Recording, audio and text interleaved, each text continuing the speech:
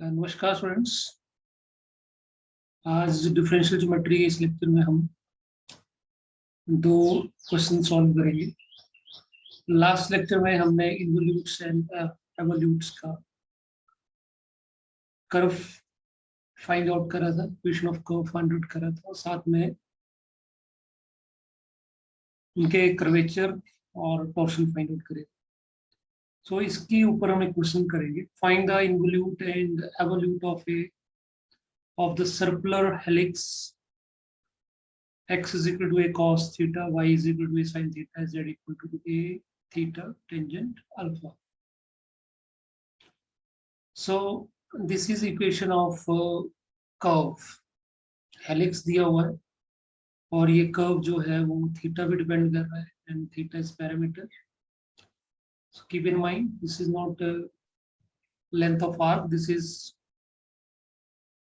Parameter है कोई, that is theta. So अगर कर्व C की इक्वेशन लिखें then it will be r vector is equal to r cos theta, a sin theta, a theta tangent.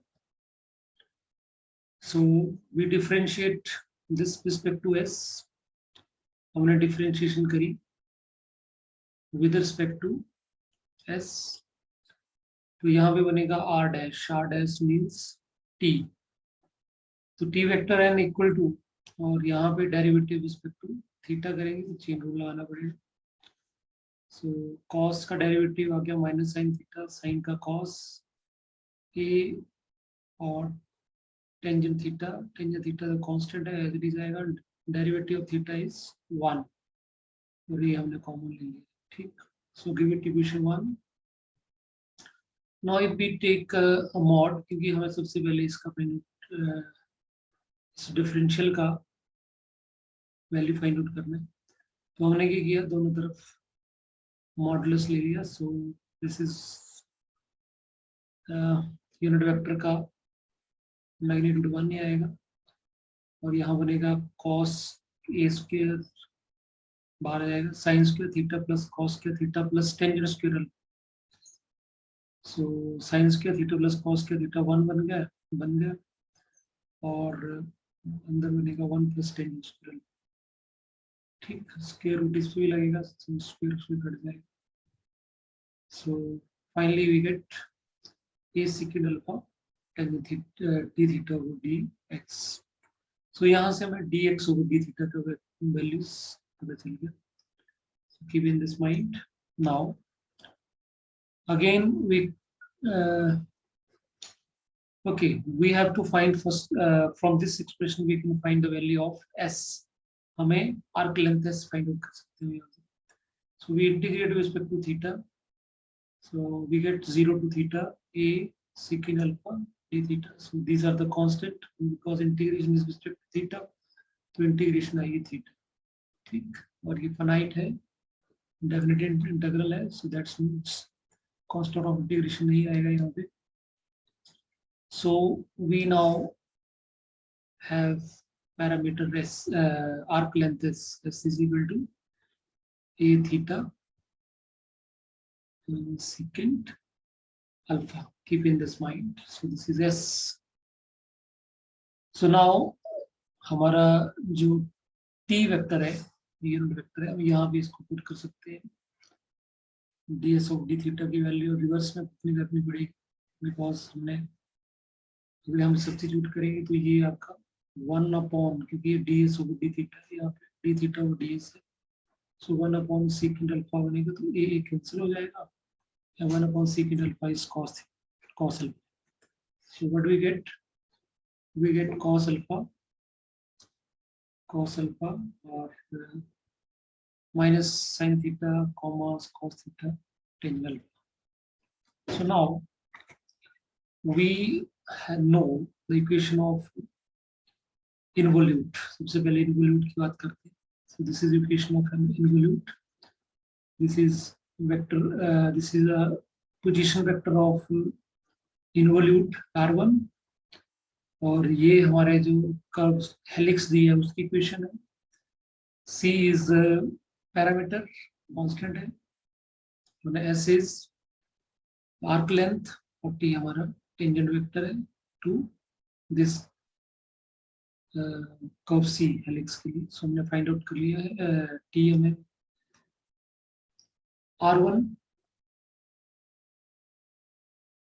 R की value डाल दी, C और ये S की वैल्यू डाल दी, ठीक, और T की वैल्यू हमने फाइंड आउट करी, cos alpha minus sin theta cos theta tangent substitute करा और इसको हम कंपोनेंट वाइज कंपेयर कर लेते। अगर हम इस वेक्टर को R1 वेक्टर को x, y, z अगर हम लेते हैं कार्टेशियन कोऑर्डिनेट में, so that mean that x coordinate will be equal to a cos theta minus sin theta cos alpha and this expression whole. Okay, now the next is second coordinate y is a sin theta and cos of theta cos alpha c minus a theta secant alpha as it is. Now come to the third coordinate, that is z. So Z में आएगा a theta tangent alpha plus cos alpha tangent alpha और यहाँ से sine cos sine cut जाएगा, so it remains sine alpha c minus a theta second alpha as it is. These are the equation of involute. Now we go for evolute. So this is basically this is a equation of family of involutes. Why it is family? Because इस C1 की value हम जैसे जैसे change करेंगे इस अलग अलग curve आती चलेंगी। So basically this is family of involutes of curve C because C is a helix, तो उसके लिए अलग अलग आपके इनवोल्यूट बन जाएंगे।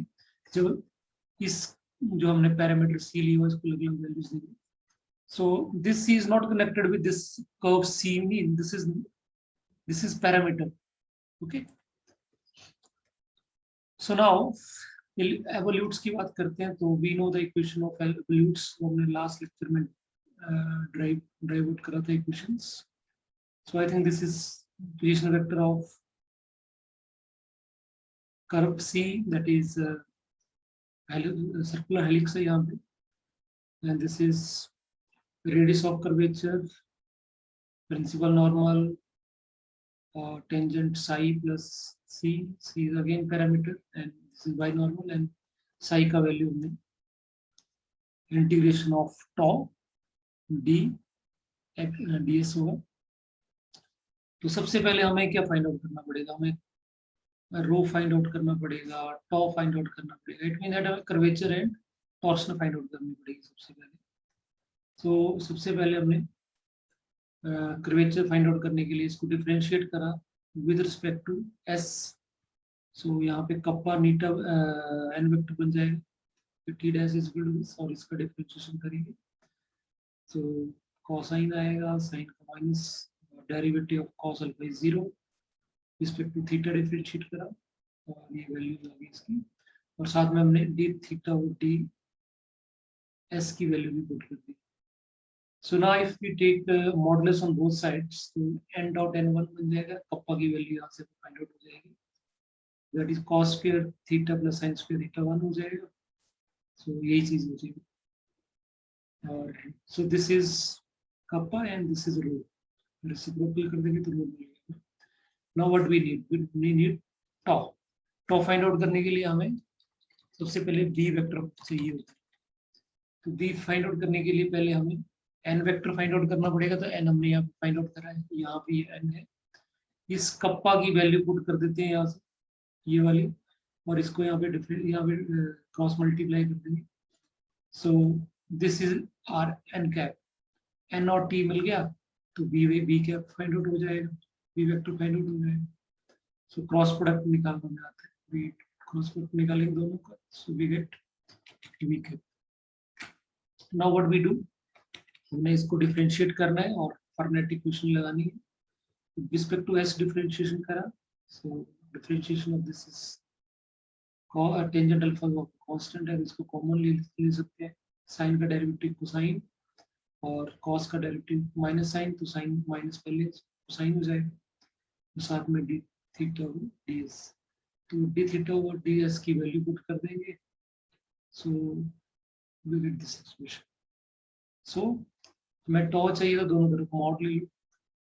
मॉड लेंगे यहाँ तो बनेगा हमारे पास टॉ और या टॉ स्क्वायर ही बोल सकते, तो इधर भी बनेगा 1/a स्क्वायर साइन स्क्वायर। हम दोनों तरफ जब हम स्क्वायर रूट लेंगे तो finally we get tau equal to this. Got my point? क्योंकि ये तो साइन स्क्वायर कॉस स्क्वायर 1 बन जाएगा, बाकी कैंसिलेशन करके सिंपल। सो टॉ मिल गया, it means that we can find sign.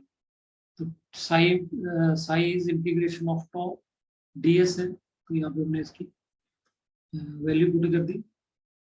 So what is this?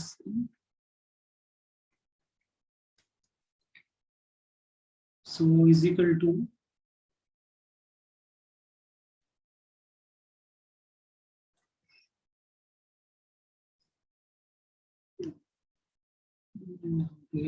एक कोसाइन हो जाएगा, कोसाइन ऑफ p, ठीक।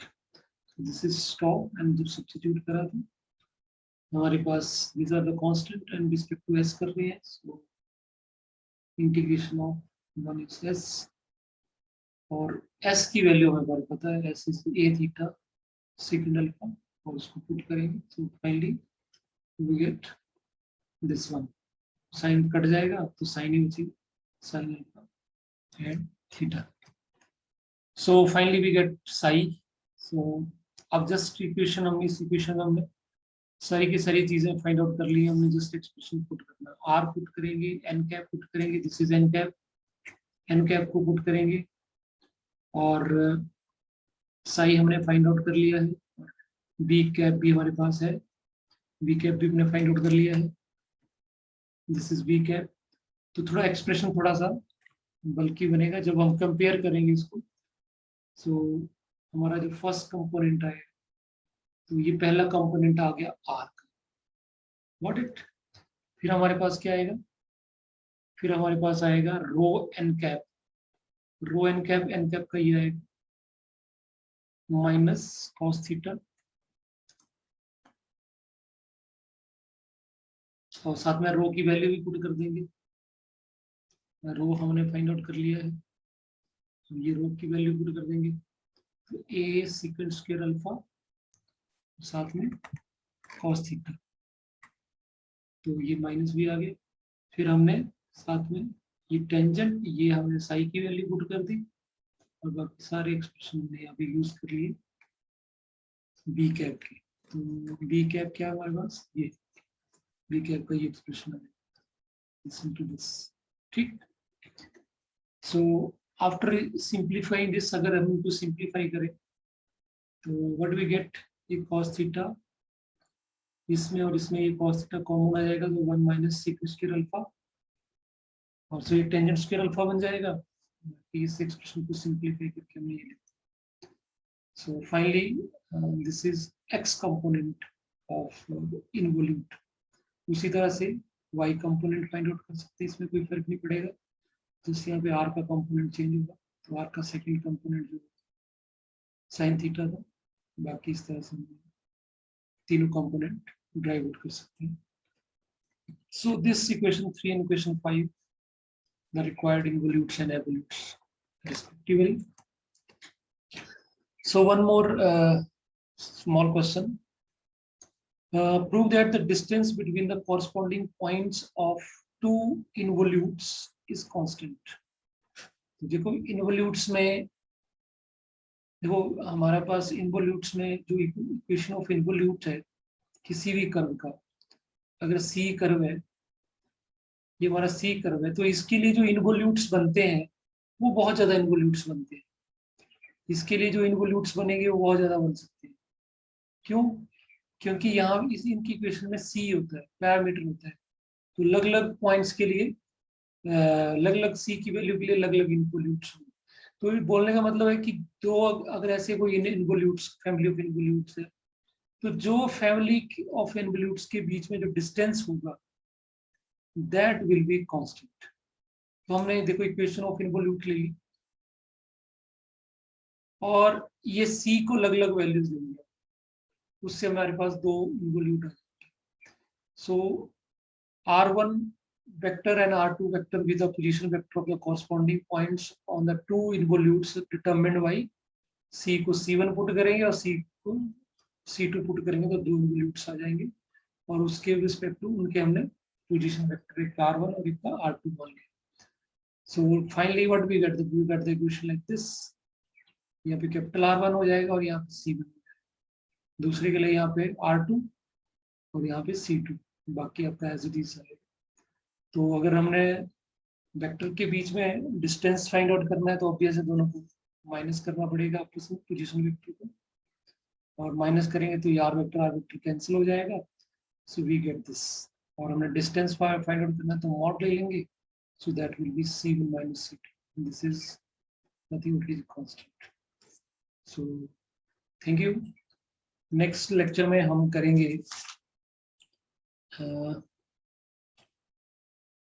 व्हाटनॉट्स कर्व्स के बारे में पढ़ेंगे. Thank you for this.